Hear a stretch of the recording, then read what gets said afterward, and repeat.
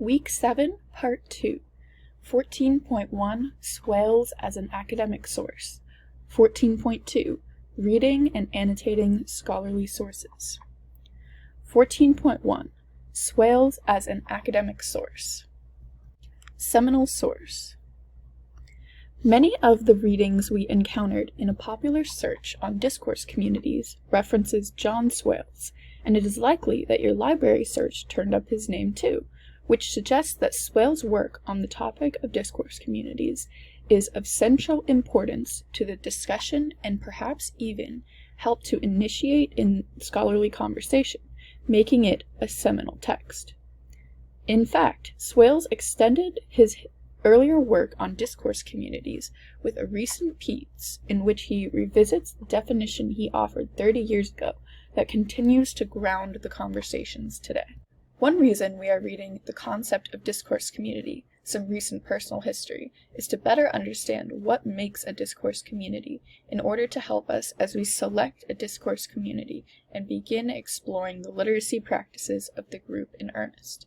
Thinking through questions 2 and 3 should help you finalize your selection of a discourse community.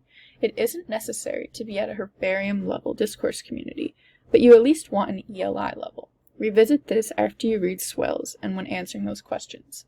And it isn't necessary for your discourse community to fulfill all 8 criteria, but one criteria does not make a discourse community. Reading Swales will also allow us to read and discuss a scholarly article published in a scholarly journal, so that we can practice reading an academic source and compare it to the other text we located online. In Project 1, we practiced strategies associated with reading fiction. Similarly, there are techniques that facilitate the reading and annotation of nonfiction and scholarly texts in particular. As you read, you will want to highlight the research question or hypothesis, the thesis or results, and the major points of argument and evidence. Noting these elements, or whatever other elements you are reading for as you annotate, will provide pertinent information needed to paraphrase relevant sections of the article or to write an annotation summarizing the entire text. Reverse outlining, which is basically creating an outline of an existing text, is also a useful technique for nonfiction texts. Abstracts can be a good starting point. While The Concept of Discourse Community is a scholarly academic article and is published in an academic journal, composition form, in some ways Swales has taken liberties we don't see in most standard journal articles. Swales does this not only because he can as a result of his place in the discipline and on the topic, but because he tells us in the beginning that the piece is a result of an invited talk on the subject of discourse communities, and is not a standard study like the work he describes undertaking in Other Floors, Other Voices, a textography of a small university building. As a result, it is somewhat shorter and more informal in tone than most scholarly articles in his discipline, which is another reason it is a great place to practice refining our skills of close and critical reading of scholarly texts. Nevertheless, you can still expect to spend about an hour reading and annotating the article. Preview the article first and look for good places where you might want to create a pause point. Section headers can be a good spot to stop. Another option is to read for a set amount of time, perhaps 15-minute intervals. Planning to take breaks and letting yourself walk around or do something else for a bit is a good way to start to develop the ability to read for a longer amount of time or more pages at a time. Other readers prefer to dive in and finish it all at once. We know some of the things that impact comprehension while reading, such as listening to music, but finding the individual practices that work for you takes attention and effort, and sometimes you have to realize what doesn't work for you or doesn't work anymore by trying it and recognizing that it isn't working. We also know that reading comprehension and study skills can be learned and improved, and that putting in the time to develop successful practices will not only result in stronger work, it will take less time, which will leave more time for other things, like joining discourse communities. As you read The Concept of Discourse Community, Some Recent Personal History, start to think of your potential discourse community and consider where it would fit within Swales' example of the Herbarium, English Language Institute, and the Computer Center, and where it would land if you had to list it on a grid like this one. Also pay attention to what you can take from the reading to inform your expository overview. Specifically, you will look at 3 direct texts written within or by your discourse community.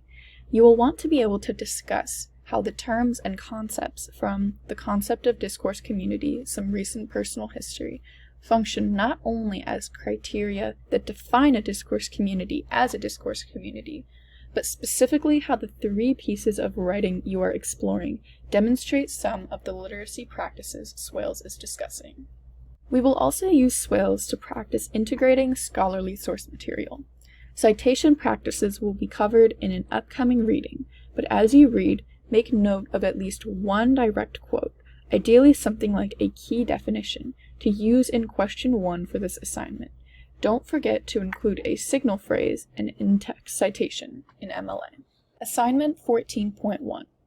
Read and annotate the concept of discourse community, some recent personal history, and complete the following. Number 1.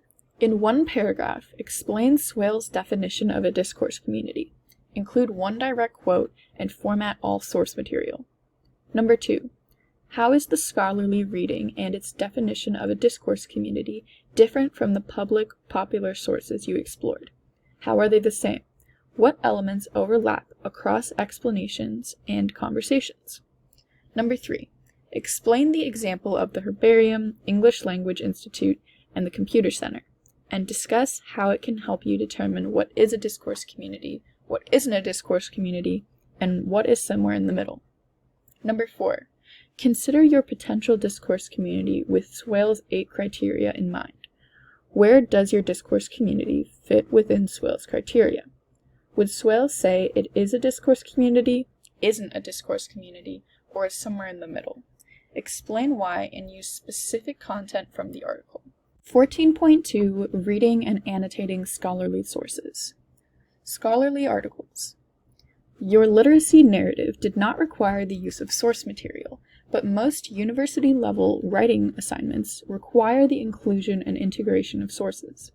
In fact, many of the academic writing assignments you encounter will expect you to include sources that are scholarly, peer-reviewed articles from academic journals. Scholarly articles are written by expert scholars for an audience of peers who are also scholars in the discipline. They are generally associated with a respected institution of higher education and represented by a board of peers who are recognized leaders in the field. Peer-reviewed or referred journals are scholarly journals that require review by experts on the subject of the articles as part of the publication process. Because these texts have withstood the rigor of blind review by expert peers in order to earn publication in a scholarly journal, peer-reviewed articles are seen as credible throughout the academy. Earning publication is very competitive, and some journals publish fewer than 5% of submitted texts.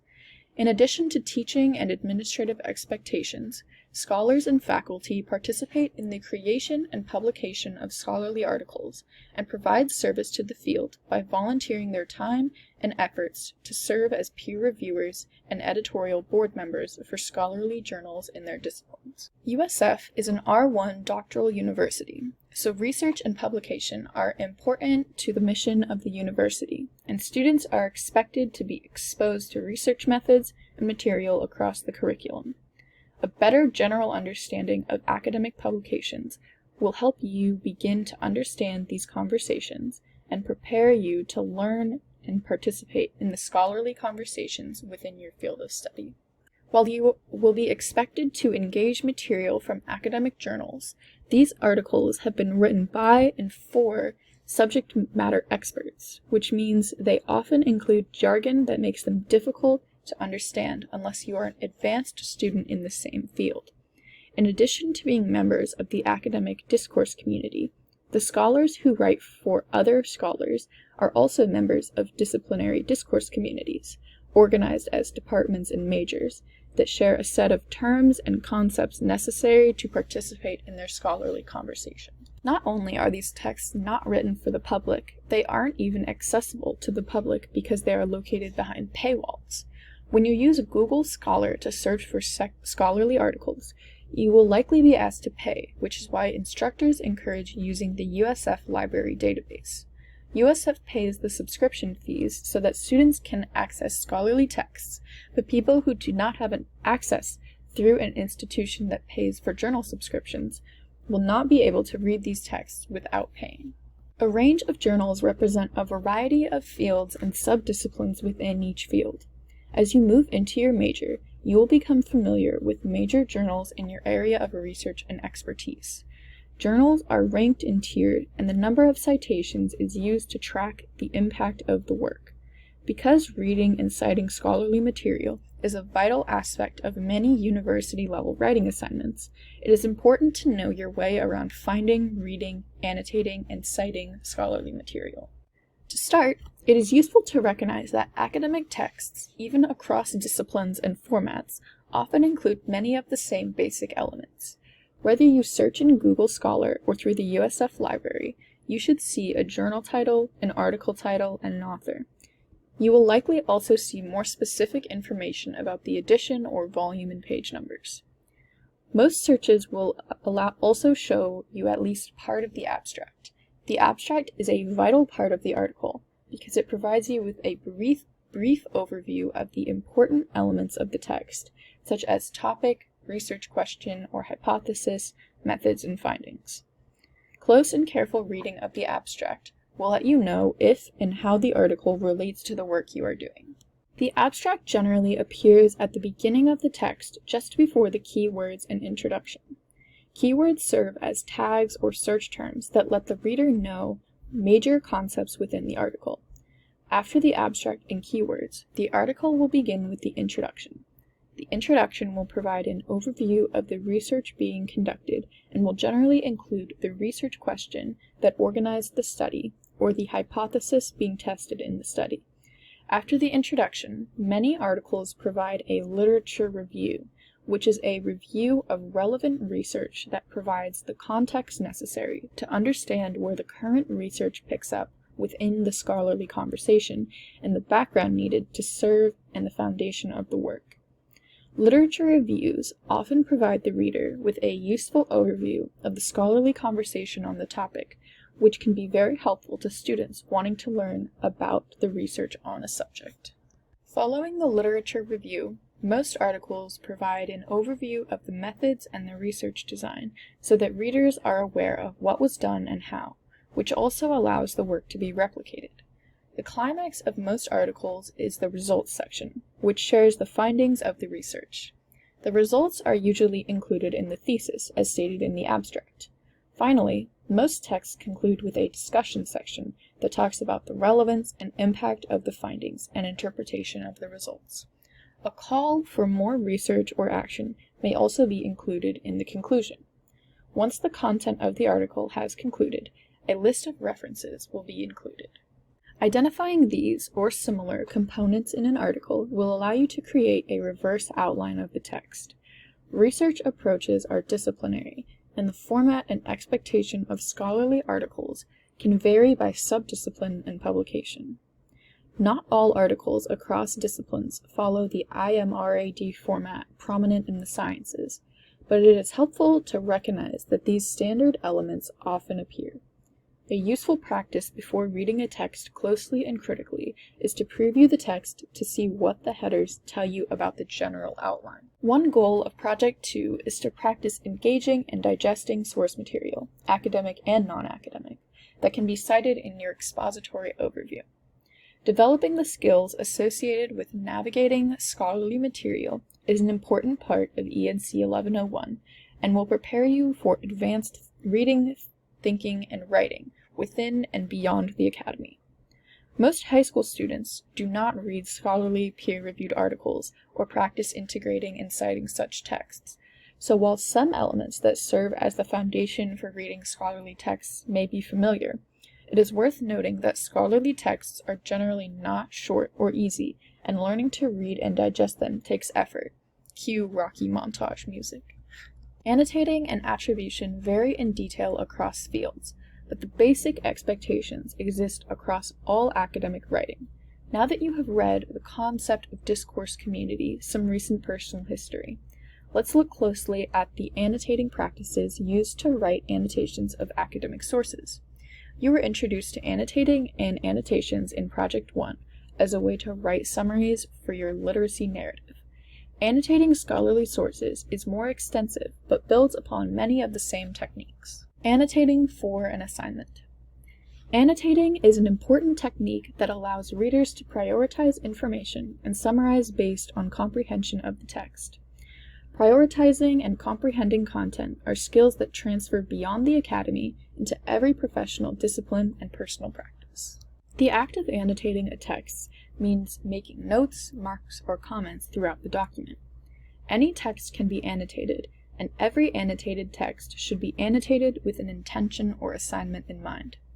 The process of making notes on a text and then constructing a purposeful annotation is a useful practice for understanding any text. Notes can be made on digital texts or on print text using whatever technique or approach works best for the reader and the task. An annotation in its most basic sense is simply a note. It can summarize, explain, question, or analyze. Researchers often annotate texts while reading and then create a one-paragraph annotation to organize the notes on the text into a succinct overview of the source for future use. Annotate, then, is the verb meaning the process of marking up a text with intentional notes as you read, while an annotation is the noun referencing the concise summary note compiled from the notes made while reading. Annotating. Annotating text is a valuable step in any academic project that allows the reader to collect and curate source material and information around a research topic. The annotation process helps the reader dissect and digest while reading, which will deepen understanding of the text. Academic articles are written by experts for experts, so they require close, critical reading to comprehend. Popular publications deserve similar scrutiny when used in university-level research. And course content should also be annotated. Are you annotating this as you read? Before you begin reading, be sure you understand the assignment so that you can prioritize the information you want to highlight and record. Think about how you plan to use the source and what information you need to gather. Considering the details of the assignment will help you know what to look for and note as you read, which will help you avoid needing to revisit or reread the text. Most genres and most disciplines require the integration of source material, and using the sources requires citation both in the text and on a reference page. University-level assignments will also expect a signal phrase to introduce the source material and an in-text citation to let the reader know that the source material is done and where to find it. So note that required format before you start so that you can follow it from the beginning, MLA or APA for instance. Also notice the other elements of the assignment that will impact your reading. Are direct quotes required? Should material be paraphrased? Is your goal analysis? Will the text be synthesized? Annotation. Once you have read closely and critically and marked up the text, read through your notes so that you can write an annotation. The design of the annotation should be determined by the assignment and should include all the needed elements. Annotations are generally 1 or 2 paragraphs, depending on the information being gathered and the aim of the overall project. To create consistent annotations, it is useful to use a template or précis that includes all the required information you plan to gather while reading. Some assignments will include a specific format for the annotation.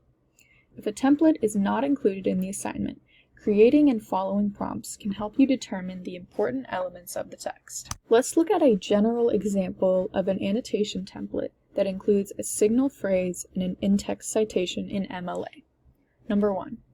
In article title, author full name, verb, investigates, explores, examines, plus summary of article topic, and verb, asks, questions, considers, plus list the research question hypothesis. Including the authors and the title of the text in the first sentence of the annotation with a specific verb is a great formula for a signal phrase. Listing the topic and research question is also very useful and can be included as 1 or 2 sentences. The beginning of the abstract should have this information. Number 2. Last name of author, verb, argues, demonstrates, finds, reports, claims, asserts, that, quote, thesis, conclusion, argument of article with an in-text citation. 24. The most important information to locate while reading a text is the thesis, which is likely the answer to the research question. Terms such as findings and results in the abstract usually signal that the thesis will follow. Number 3. Author's last name, findings. Verb. A support, refute, expand, complicate, plus connect the findings to your thesis or research question and the argument being made, or connect to other research, a different author's claim, a different position, or argument or thesis. To integrate the source into your writing, connect the findings of the article to your research by explaining how the article's argument is to be used in your research. Often this is achieved by noting how the thesis supports, refutes, expands, or complicates your research question or thesis. Analysis, interpretation, criticism, and evaluation can be included, and you can note limitations, but those steps require moving beyond summarizing the article and connecting it to the question. Developing a solid understanding of what the author is arguing so you can integrate it requires reading the article, with added attention to beginning, the results, and the end. Together, these steps create a 3-sentence annotation. Number 1. In Hybrid Cars, Lies and Lines, Juan Smith investigates the overall benefits of buying a hybrid and considers the validity of buying a car to save money or save the world. Number 2. Focusing more on owner attitude towards the environment concerns than financial cost, Smith argues that consumers who buy hybrids because they want to save the world rarely realize that hybrids create a substantial amount of pollution and environmental waste. 24. Number 3. Smith's findings refute the idea that saving the environment is reason enough to buy a hybrid. In order to populate this template, the required information must have been noticed and noted while reading the text. Thinking through an annotation template is a helpful step in the process of preparing to read and annotate the text and can help you avoid wasting time reading for the wrong things, which will result in rereading the same text or not being able to find your way back to texts you've read or specific sections within those texts. When reading longer texts, writing a summary at the end of each chapter or major section will help feed your overall annotation. If you are writing annotations for an annotated bibliography, the goal is to construct an annotation that provides a summary of the work so that you can find and revisit it in the future. If you plan to construct a literature review or an extended summary, your template should be expanded in accordance with that intention. More substantial annotations that include specific information, such as direct quotations, paraphrase details, and analysis, can provide more than a summary overview and can serve as content for the text you are constructing. Summary. Annotating a text reminds you to look for specific information while you read and allows you to pull all the important points you need. Writing an annotation based on the information you note while reading also requires you to think about a text critically and develop a richer understanding of what the text says and means. As we noted, the concept of discourse community, some recent personal history, is less formal than many scholarly articles in the discipline of rhetoric and composition. We also know that formats vary across disciplines, subdisciplines, and publications. We also don't have other sources to connect Swales to yet, which means we do not need to include the 3rd sentence in our annotation at this point. All the information needed to complete the first sentence is available. The first sentence requires the title, full name, verb, topic, verb, purpose of article. What is Swales' topic and what is he doing? Perhaps revisiting, revising, reimagining, or updating. The second sentence requires the author's last name and a verb paired with the main takeaway, finding, result, or thesis. Ideally, including the key takeaway as a direct quote with an in-text citation is a strong approach. Using the first 2 sentences from the template above, write 2 formatted sentences with a signal phrase and a general overview of what Swales does in The Concept of Discourse Community, Some Recent Personal History, and why.